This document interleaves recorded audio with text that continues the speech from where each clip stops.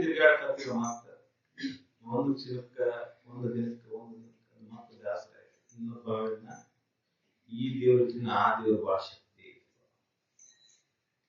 ಇದನ್ನ ಬಿಟ್ಟ ಮತ್ತ ಅಂತ ಅಲ್ಲಿ ಒಂದು ಸ್ವಲ್ಪ ಆರಾಮಸ್ತೇವ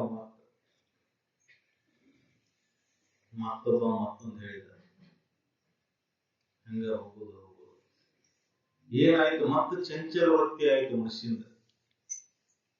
ಇಲ್ಲಿದ್ದ ಅಲ್ಲಿಗೆ, ಅಲ್ಲಿದ್ದ ಅಲ್ಲಿಗೆ, ಅಲ್ಲಿದ್ದ ಅಲ್ಲಿಗೆ.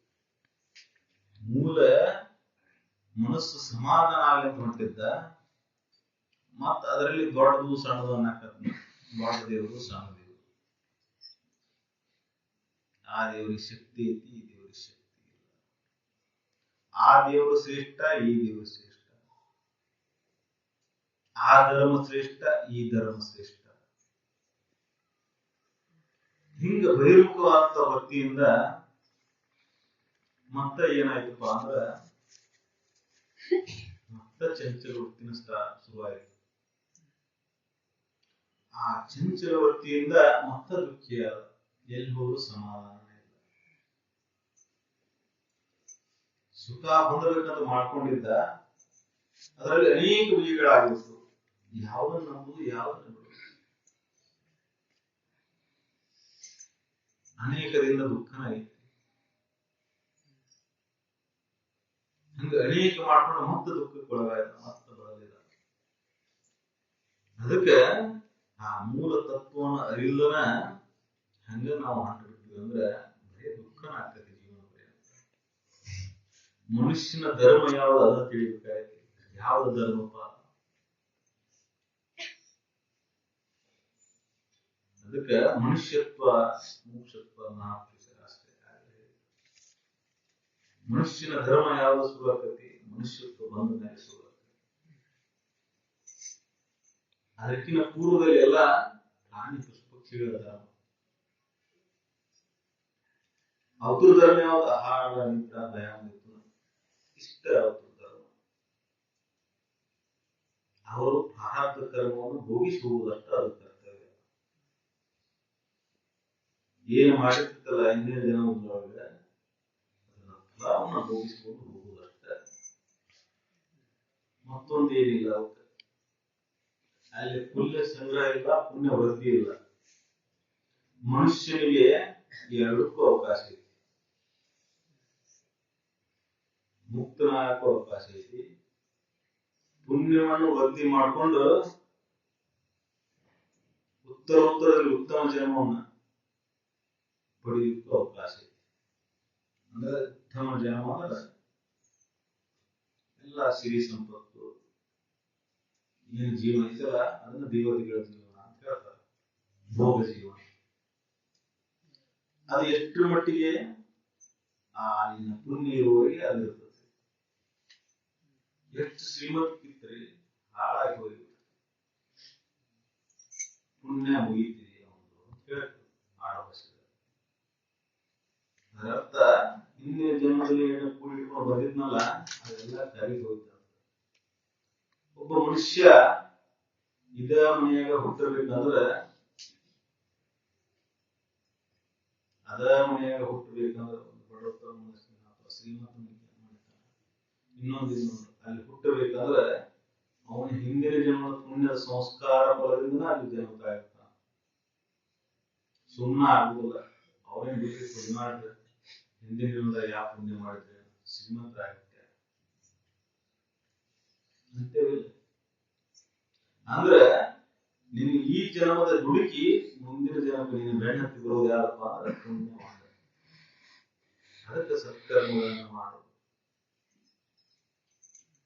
ಕನಿಷ್ಠ ಪಕ್ಷ ಮನುಷ್ಯ ಮಾಡಬೇಕಂತ ಕರ್ತವ್ಯ ಇದು. ಕನಿಷ್ಠ ಪಕ್ಷ ಅದು ಮಾಡಬೇಕಂದ್ರೆ ಅವನಿಗೆ ಮನುಷ್ಯತ್ವ ಬಂದಿರಬೇಕು, ಅವಾಗ ಅಷ್ಟ ಮಾಡಕ. ಮನುಷ್ಯತ್ವ ಅಂದ್ರೆ ಏನಪ್ಪ? ಇವು ನಾಲ್ಕನ್ನ ಬಿಟ್ಟು, ಆಹಾರ ನಿದ್ರ ಭಯ ಮಿಥುನ ಬಿಟ್ಟು ಹೆಚ್ಚಿನ ಕೆಲಸ. ನಾವು ಉಣ್ಣೋದು, ನಾವು ಉಡುವುದು, ದುಡಿದು ಗಳಿಸೋದು ಇದು ಮನುಷ್ಯನ ಅಲ್ಲ. ಇಷ್ಟಕ್ಕ ಮುಗಿಲಿಲ್ಲ ಮನುಷ್ಯ. ಮನಿ ಕಟ್ಟಿದ್ನೆ, ಮಕ್ಕಳು ಮಾಡಿದ್ನೆ, ಅವ್ರಿಗೆ ಕಲಿಸಿದ್ನೆ, ಅವ್ರಿಗೆ ಅಷ್ಟಕ್ಕೆ ಮುಗಿತೇನೆ ಅನ್ನೋದಿಲ್ಲ. ಅದು ಯಾವುದೂ ನಿನ್ನ ಹತ್ರ ಬರೋದಿಲ್ಲ, ಅದು ಯಾವುದೂ ನಿನ್ನ ಹಿಂಬಾಲ ಬರೋದಿಲ್ಲ. ಅದಕ್ಕೆ ವಿಚಾರ ಮಾಡಿ ಈ ಜೀವನವನ್ನು ನಡೆಸು ಅಂತ ಹೇಳ್ತಾರೆ. ಈ ಮನುಷ್ಯ ಜನ್ಮ ಬರುತ್ತಲ್ಲ, ಇದನ್ನು ಸುವಿಚಾರದಿಂದ ನಡೆಸು ಮನುಷ್ಯ. ಇದು ಎರಡಕ್ಕೂ ಲಾಭ ಆಕತಿ. ಇಲ್ಲಿದ್ದ ನೀನು ಹಿಂದೆ ಬೀಳಬಹುದು, ಹೀನ ಜೀವಕ್ಕೆ ಹೋಗ್ಬೋದು, ಪಶು ಪಕ್ಷಿ ಪ್ರಾಣಿ ಕೀಟದ ಹುಟ್ಟಬಹುದು. ಇಲ್ಲ ಮುಂದಿನ ಜನ್ಮದಲ್ಲಿ ಉತ್ತಮ ಸಂಸ್ಕಾರದಿಂದ ನಿನಗೆ ಉತ್ತಮ ಸದ್ಗುರು ಸಿಗಬಹುದು, ಆ ಮಾರ್ಗದಲ್ಲಿ ನಡೆಯಬಹುದು. ಅದಕ್ಕೆ ಅನುಕೂಲ ಆಗುವಂತ ವಾತಾವರಣದಲ್ಲಿ ನಿನ್ನ ಜನ್ಮ ತಾಳಬಹುದು, ಮುಕ್ತನಾಗಬಹುದು. ಎರಡಕ್ಕೂ ಲಾಭ. ಅದಕ್ಕೆ ನೀನು ಇಲ್ಲಿ ಬಹಳ ಎಚ್ಚರಿಕೆಯಿಂದ ಜೀವನ ಮಾಡುವ. ಪಶು ಪಕ್ಷಿಗಳಿಗೆ ಅದಿಲ್ಲ, ಯಾಕಂದ್ರೆ ಅಲ್ಲಿ ವಿವೇಕ ಇಲ್ಲ. ಸಾಮಾನ್ಯ ಬುದ್ಧಿ ಐತಿ, ಆದ್ರೆ ಯಾವ್ದು ಸತ್ಯ ಯಾವ್ದು ಅಸತ್ಯ ಅಂತ ತಿಳ್ಕೊಳ್ಳುವಂತ ವಿಶೇಷವಾದ ಬುದ್ಧಿ ಅಲ್ಲಿಲ್ಲ. ಅದಕ್ಕೆ ಈ ಮನುಷ್ಯ ಜನ ಶ್ರೇಷ್ಠ. ಅದನ್ನ ಅದಕ್ಕೆ ಒಂದು ಮಹತ್ವ ಐತಿ. ಅದನ್ನ ನೀವು ಉಪಯೋಗ ಮಾಡ್ಕೊಳ್ಳದೇ ಇದ್ರೆ ಪಶು ಪಕ್ಷಿಗಳಿಗೆ ಸಮಾನ ಅಂತ ಹೇಳ್ತಾರೆ. ಅಂತ ಜೀವನವನ್ನು ನಾವು ಹೆಂಗ ಕಳೆಯಾಕತ್ತೀವಿ ಅಂತ ವಿಚಾರ ಮಾಡಬೇಕು. ಇಂಥ ಅತ್ಯಮೂಲ್ಯವಾದ ಮನುಷ್ಯ ಜೀವನವನ್ನ ನಾವು ಯಾವ ರೀತಿ ಕಳೆಯಾಕತ್ತೀವಪ್ಪ, ಎಷ್ಟು ಸಮಯ ಇದರ ಉನ್ನತಿ ಕಡೆ ಒಯ್ಯಾಕ ಪ್ರಯತ್ನ ಮಾಡಿದ ನಾವು.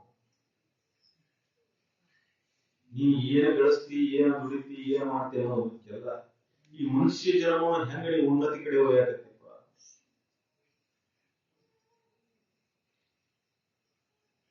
ಅದು ಬಹಳ ಮುಖ್ಯ. ಅದು ಯಾವಾಗ ಬರ್ತದಪ್ಪ ಅಂದ್ರ, ಸಾಮಾನ್ಯವಾಗಿ ನಾವೆಲ್ಲ ಕೂಡ ವಿಚಾರ ಮಾಡುವಂತದ್ದು ಬರೇ ವಿಷಯಗಳ ಬಗ್ಗೆ. ಮತ್ತೆ ಈ ವಿಚಾರ ಬರಬೇಕಲ್ಲ, ಮನುಷ್ಯನ ಜೀವನದ ಉನ್ನತ ಮಟ್ಟಕ್ಕೆ ಒಯ್ಯುವಂತ ವಿಚಾರಗಳು ಅವು ಎಲ್ಲಿ ಸಿಗ್ತಾವ, ಅಂತ ವಿಚಾರದಲ್ಲಿ ನಾವು ತೊಡಗಿಸ್ಕೋಬೇಕು. ಬರೀ ಕೇಳೋದಲ್ಲ, ಅದರಲ್ಲಿ ಮಗ್ನ ಆಗಬೇಕು. ಶರೀರವನ್ನು ಮರೆತು ಕುತ್ಕೊಂಡ ಅದನ್ನ ತುಂಬ್ಕೋಬೇಕು ಒಳಗೆ. ಮನಿದು ಬಾಳೆ ಚಿಂತಿ ಬಿಟ್ಟು ಇದನ್ನ ಒಳಗೆ ಒಳಗೆ ಒಳಗೆ ಸೇರಿಸ್ಕೋಬೇಕು. ಅವಾಗ ಅಂತಃಕರಣ ಹದ ಆಗ್ತದೆ, ಅವಾಗ ಮನುಷ್ಯತ್ವ ಬರ್ತದೆ. ಮನುಷ್ಯತ್ವ ಬಂದ ಮೇಲೆ ಮೋಕ್ಷತ್ವ. ನಾವು ಒಂದೇ ಹಂತನ ದಾಟಿಲ್ಲ. ಮುಕ್ತನಾಗ ನಾವು ಇಚ್ಛಾ ದೂರ ಉಳಿತೀವಿ. ಮೊದಲು ಮನುಷ್ಯತ್ವ ಬರಲಿ. ಏನು ನಾಲ್ಕು ಹೇಳಿದಲ್ಲ, ಅವು ನಾಲ್ಕು ಬಿಟ್ಟ ಮುಂದೆ ಹೆಚ್ಚಿನ ಏನ ಮಾಡಕ್ ಶುರು ಮಾಡಿದ. ಸತ್ಕರ್ಮ ಆಗಿದೆ ಯಾವಪ್ಪ? ಸತ್ಕರ್ಮ ಅಂತ ಬರೀ ದಾನ ಧರ್ಮ ಮಾಡಿದ ಒಂದು ಸತ್ಕರ್ಮ.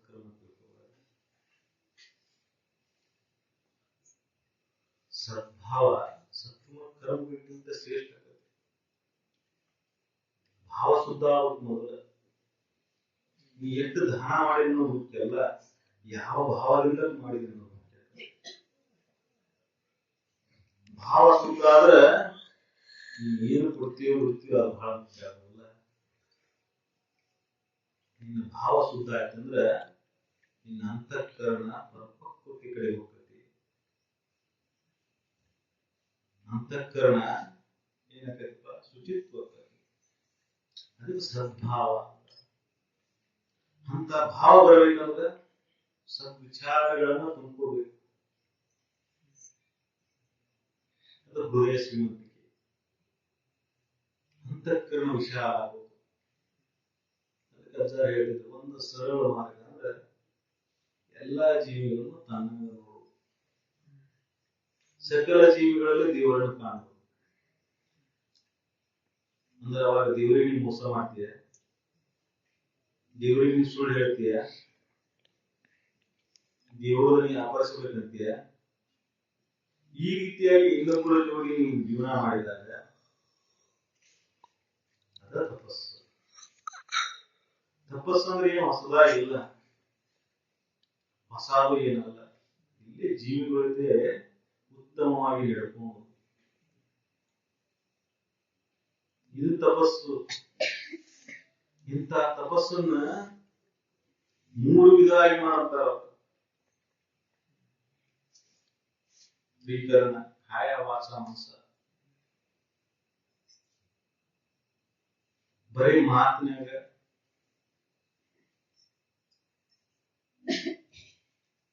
ಶುದ್ಧ ಮಾತಾಡಿ ಮನಸ್ಸಿನೊಳಗೆ ಕೆಟ್ಟ ಭಾವ ಇದ್ರೆ